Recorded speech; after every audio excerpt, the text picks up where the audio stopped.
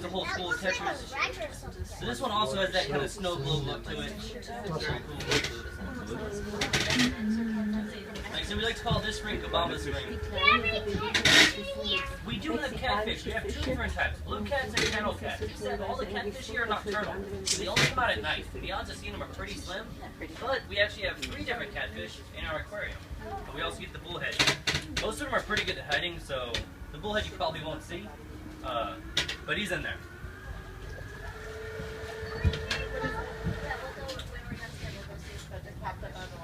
Oh, does it look like a bird or something? It was most likely cormorants. They're birds that will dive underwater. We'll keep an eye on when we go over there. So right here we have another high pressure spring. This one, as you notice, is much deeper, around 20 feet. Has a water flow about that of a fire hydrant, so it's really booking here. The spring, however, is named after Johnny Weissmuller. Does anyone recognize that name? Tarzan, yeah. Arguably one of the best Tarzans, definitely my favorite. Started in 1939. Now, before he was Tarzan, he was a gold medal Olympic swimmer. He actually held records for gold medals. He was essentially the last Michael Phelps. And he got this spring named after him because one day he came to Aquarena Springs, the theme park, saw the clarity of the water from one of our glass bottom boat rides, decided to jump off the boat, dive down in that spring to, and I quote, take a sip of water here. Now I'm curious, if I hand you a glass of spring water, who here would drink it? No one brave enough? Well, I told you I would do it. Would that convince you? No, that's probably smart. Yeah, I'm a college student. You don't want to do what we all do.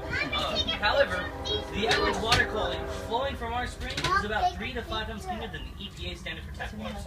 It is perfectly safe to drink. The real challenge about drinking from this spring is, like I said, it's about that of a fire hydrant.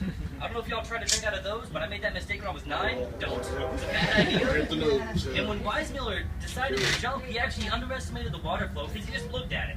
And it doesn't look that fast, but again, there's no plants there because it's so fast. And in this little stunt, he almost drowned.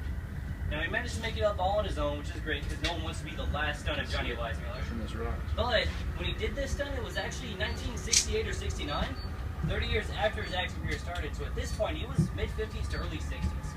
Just goes to show you don't ever really stop being an Olympic swimmer or the show-off that he was, because he was the show-off. That's just something he loved to do. I can't say I don't do the same thing from time to time. I'm in my 20s, that's what we do.